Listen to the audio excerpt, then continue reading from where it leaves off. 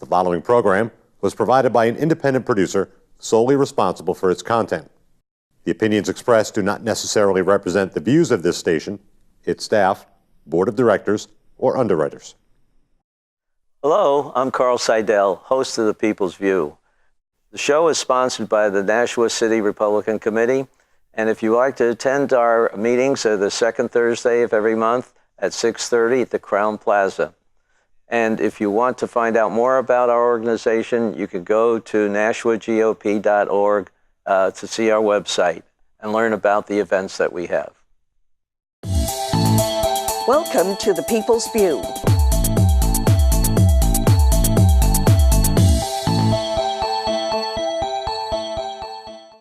Hello and welcome.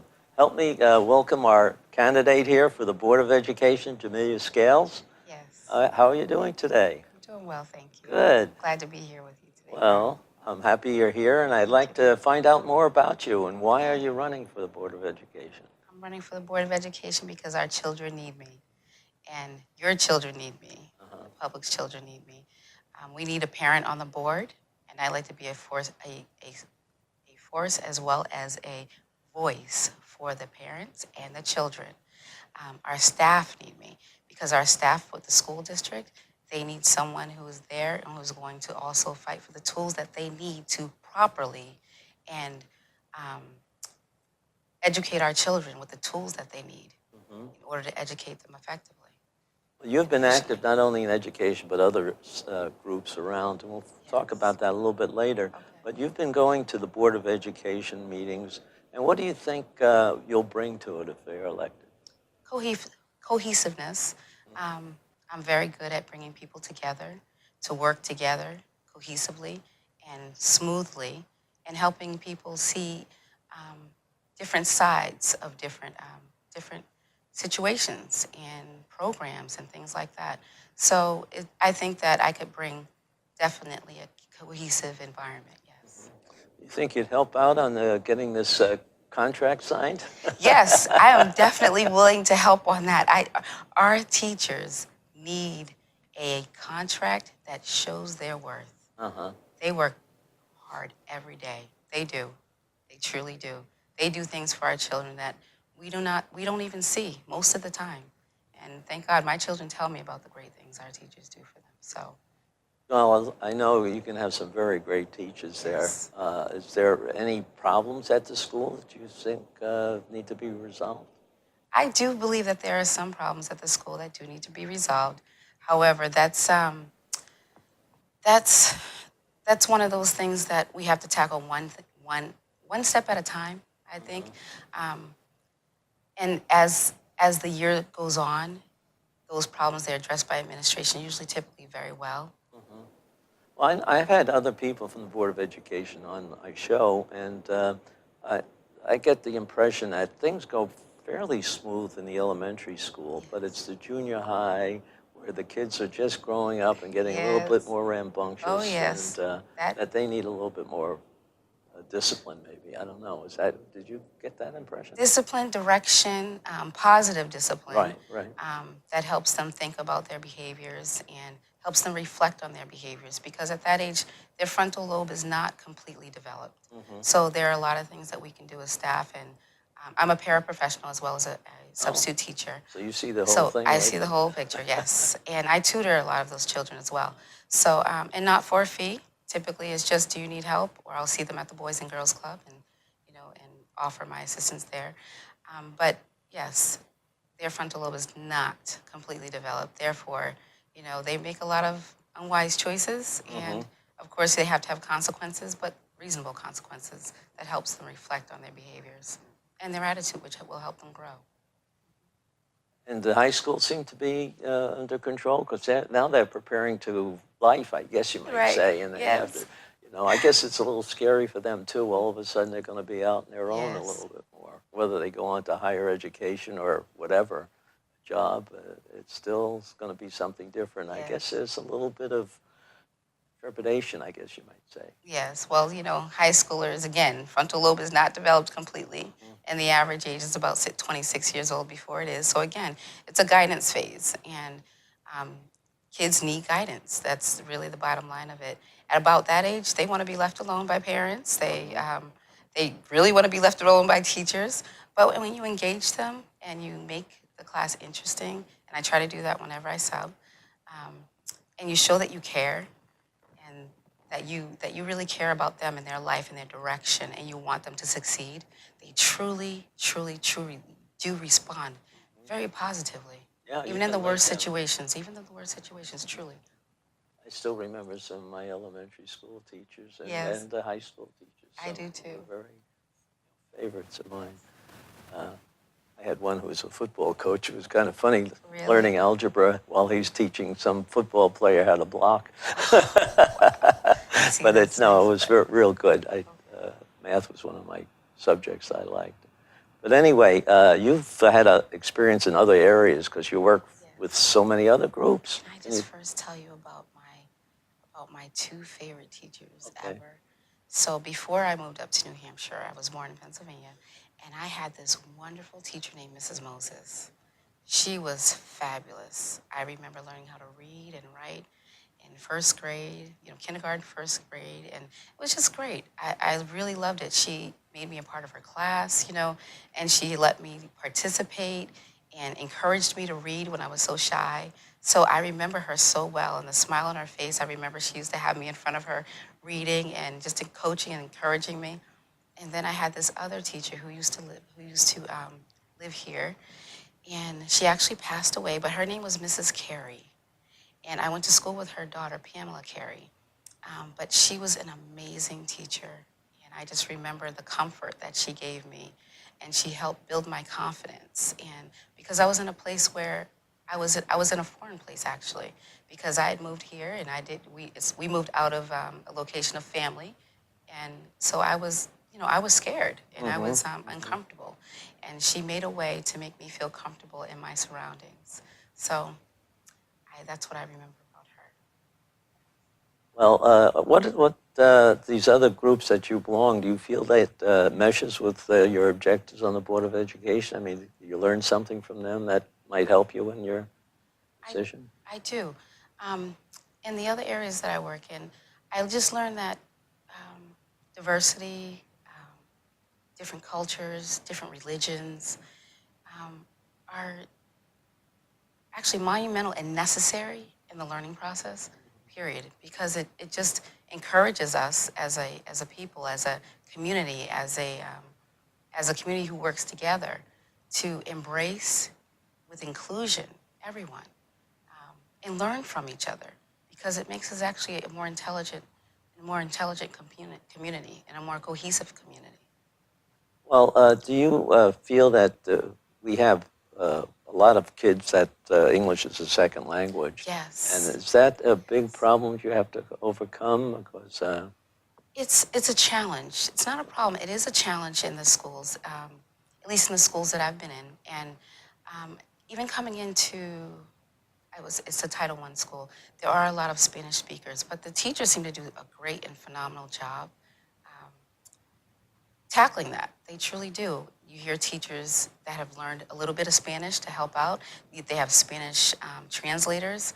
I think we could use more Spanish translators for our community, as well as those who are coming from um, Arabic descent, as well as African descent, Haitian descent. There are a lot of different languages being spoken in the school district now, and I think it would be helpful. I really do. I think it'd be very helpful. should it be part of the schedule of the regular Board of Education to handle all this training, or should they have classes on Saturday or some other time after school to help the people get to know English a little bit faster? I think they could. I think that as a district, it could be offered on a Saturday or after school. But I will tell you, these children have a great, great schedule anyway. It's packed. They have a lot of work to accomplish, and I'm not sure how they would fit it in. However, there is the summertime, and many parents would take advantage of that. I believe they really would. I have not done research on that yet as to whether or not they would. But you know what? I will include that when I'm discussing the candidacy with, with adults, Yeah. I will include that. And when I'm teaching, I will ask students because that's a good question. I've always wondered whether we should work a little bit harder to get them to know the language so that they can fit into the other classes a little Right. bit more comfortably Quicker. and quicker, Yes. right? Yes. And so that they don't miss anything, they Right. don't lag in their graduation. Because I know there was a problem 3 years ago, and I still don't know if it still exists, What is it? where the children that were graduating from our high schools going to the community college had to take several remedial classes before they could take the regular program. I could see that. I could definitely see that. If they did not accomplish the English language as necessary, I could see that. I wouldn't doubt that. I can't tell you for sure if that was true. However, it's something I wouldn't doubt that to be the I case. understand that the numbers aren't coming out, and I'll tell you the legislator's a little bit concerned about that because really what we felt at the time was that the kids were being cheated. They were coming out of high school, graduating with a ninth grade reading capability. Well, I will be honest with you. I have seen that. I have seen it. Only because I talk to a lot of children. Yeah. I do. And I communicate with a lot of college students. So I have seen that. That's the truth of it. If I were to tell you any different, it would not be true. So I have seen that. But what I do know is that in high school, they try to make sure that every child is successful. Mm-hmm. And I know I'm speaking for me, and I'm speaking for what I know. That is voiced to me. Mm-hmm. That we try to find another Way of doing method it, yeah. to help each child be successful. So I know it has happened. Yes, it has. It is not. I don't think it's intentional. However, we don't want a child in high school for 25 years. I know that. I know we don't want a child in high school for 25 No. years. So when they do get to college, I do know they may have to take some remedial classes. That I was makes just sense to wondering, me. like, Saturday might be the time to Saturday, give them a... That may be true. Honestly, I think we should be doing anything, whatever it takes, No. to make sure our children walk out of that high school capable to enter a college surrounding. So that's all I can really say. We should be doing whatever we can as a district, as the Board of Education, to make sure that happens. So Well, one of the things that I've heard, I can't validate this, but I don't, and you'll find out if you get on the board, that they don't get the statistics on this, about how many kids are graduating with ninth, 10th, or whatever grade reading or math or English. you're right. I don't know that, but that is also a good question. Well, I would love to know that myself. you I'll be might honest with find you. out because there's some pieces of legislature that's Okay. demanding a little bit Okay. more transparency. I think that's great because if we know that a certain percentage of children are only graduating with a ninth grade graduation competency level, right? If we know that, then we can tackle it. Yeah. But if we don't know that That's right. as the public, Right. or even as administration, how can we handle that? And we have a phenomenal superintendent now, and I know he'll be right on it. I only met him once. He does give me, a Yes. good impression. He's- Maybe you could ask him that question because I understand the superintendent gets the information, but he doesn't Really? pass it on to the Board of Education. I don't know. I guess That's I'll what ask. I've heard. I'll ask. I will definitely ask. There's a couple questions you Tell said. me. I will. But You can come back. Well, I'll tell you what. One thing I know about him is that he's a data guy.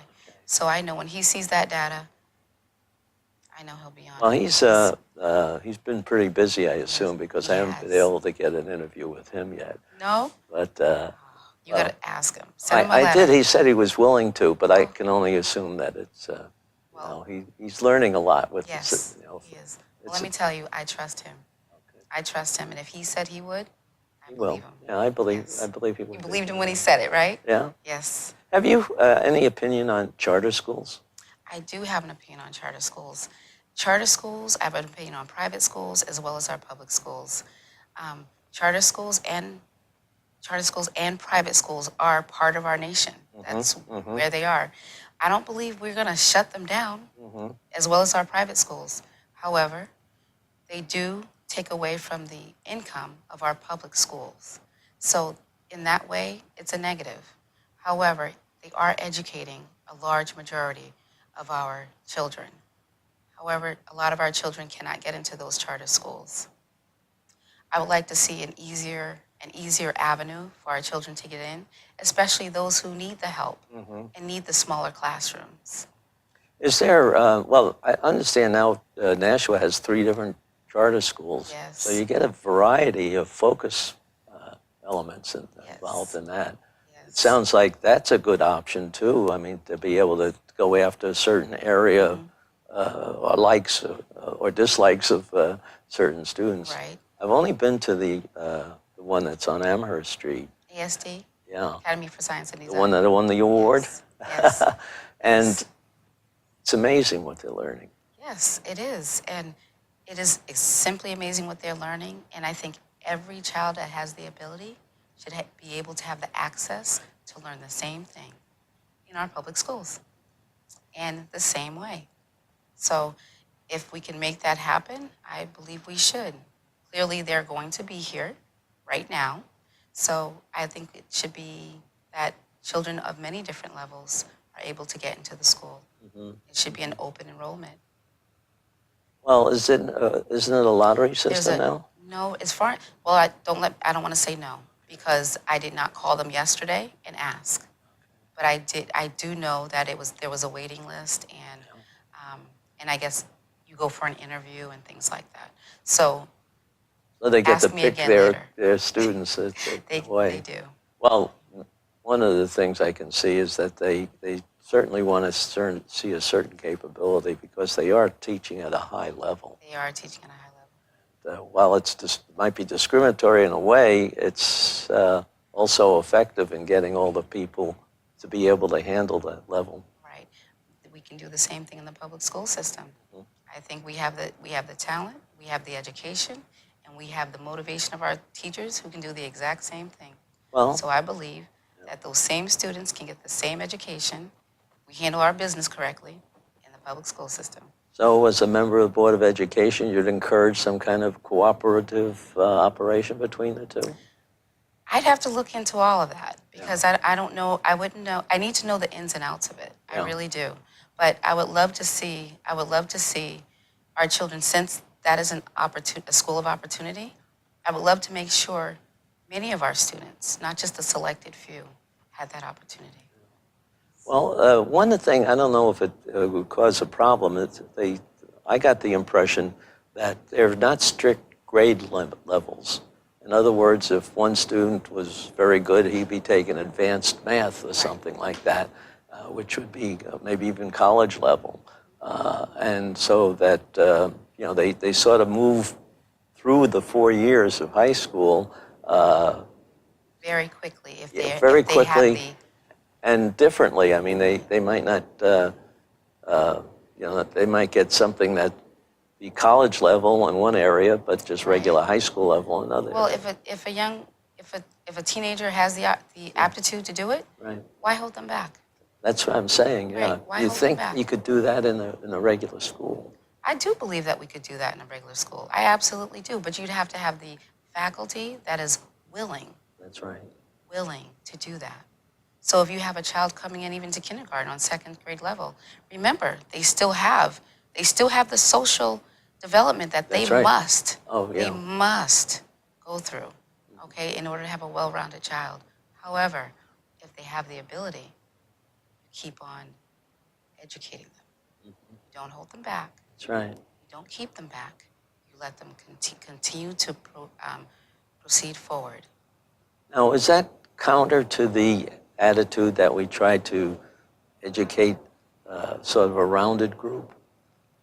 I don't know exactly the words I should use for this, but you might have, one of the examples I've heard right now, the way we group people, 1/3 of them really get it, or 1/3 gets most of it, and the other third gets very little. Okay. I don't know if that's an accurate way of looking at it. I don't know either. Are you referring to the way the classes are leveled? Is that what you mean? Well, the way they're grouped, the children that are grouped Okay. into a particular class. In the public school? Yeah. Okay. Public school. So you're referring to foundations or fundamentals and intermediate? Right. And then, okay, so extensions? Okay.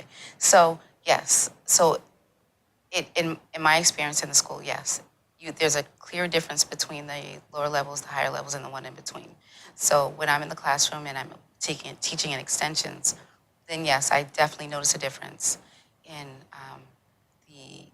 I would say the educational level, but also the ability to focus and concentrate and retain the information that's being delivered. And many times the seriousness of how they take their education. So if I go to an extensions class, not only am I teaching them about the academics, I'm also talking to them about life skills and why it's so important. Because it's really, the one in the AP or honors class, they may get that. They may get it. They've got that under wraps already. Yeah. They've got that. They understand it. They're clear. They may be. Not all of them. Not all of them. But in an extensions and the middle level, many times it may not be there. But again, you may have honors and extensions together in the high school. So it's really just about reading the children and seeing what they need, because each class is so very different. And teachers have the responsibility to get to know every child for who they are, every teenager for who they are, and the best way to teach them. And I know that for myself, in one day, I can't get to know everyone, but I do make sure that I let them know that I care. I want them to learn. We need you to learn. And I do say this to them, okay? I really care about you being here. I don't give them a reason to leave the room. If they need to leave, I let them leave, go to the restroom. I don't harass them to come back because I know they will. They want to be in the class with me, and I want to be there with them as well. I enjoy them. I really do. I'm smiling because I really enjoyed my class today. We had a blast. I was in a biology class today, so I was able to sub for one of the National North teachers, and it was fantastic. So at the end of the class, they seemed to finish all of their work very well, very quickly, and so we had about 25 minutes left, and they listened to everything. I gave them options. They followed instruction very clearly, and we played Jeopardy. Oh, yes, good.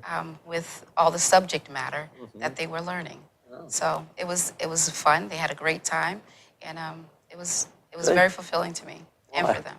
I hope there's a lot of teachers that are able to do what you're doing. Do you think that today's environment with a lot of drugs and a few other things and some broken families, that is a handicap for these kids? It can be at times. I believe it can be. But our children are so resilient. I mean, I think about, when you ask me that question, I'm thinking about a lot of children, thinking about my own, thinking about what they've been through, thinking about the students that I've helped, students that I talk to about their situations, and they're making it. They are making it. And I believe that, and I'm going to go faith way now.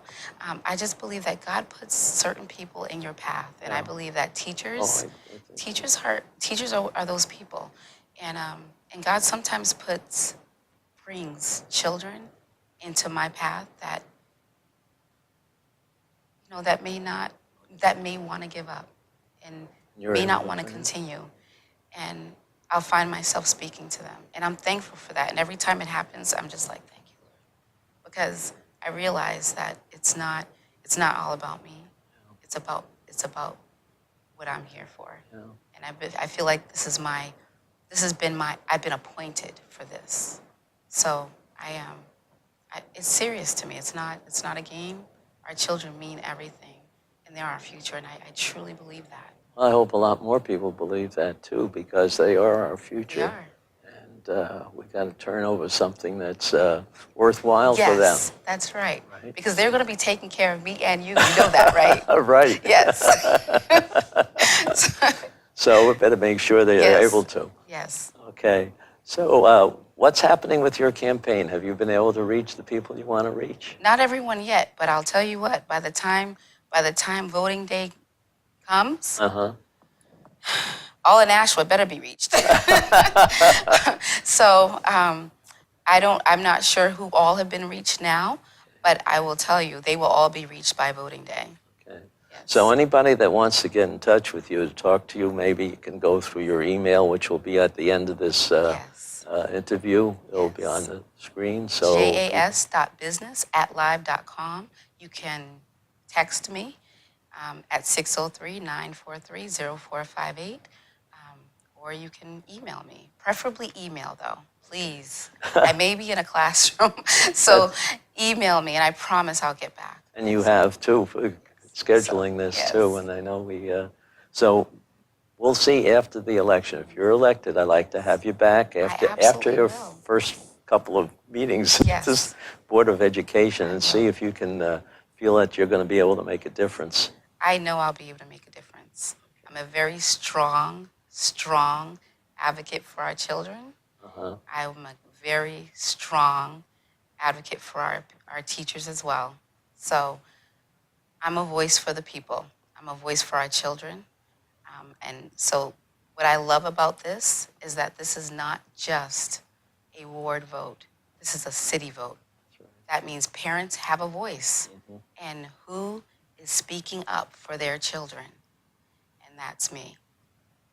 And teachers have a voice too. Who will be speaking up and voting on the tools they need to educate our children to the best of their ability? And that is me, Jamila Scales. Jamila, thank you very much for coming. Thank you. And I hope to see you again. Okay. And hope you can change everything for us.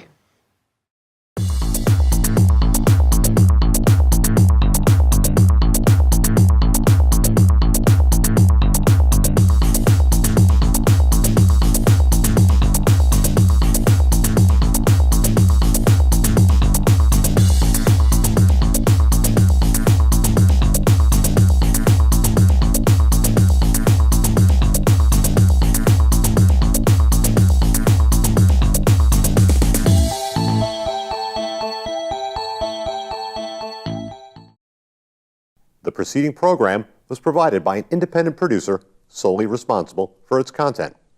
The opinions expressed do not necessarily represent the views of this station, its staff, board of directors, or underwriters.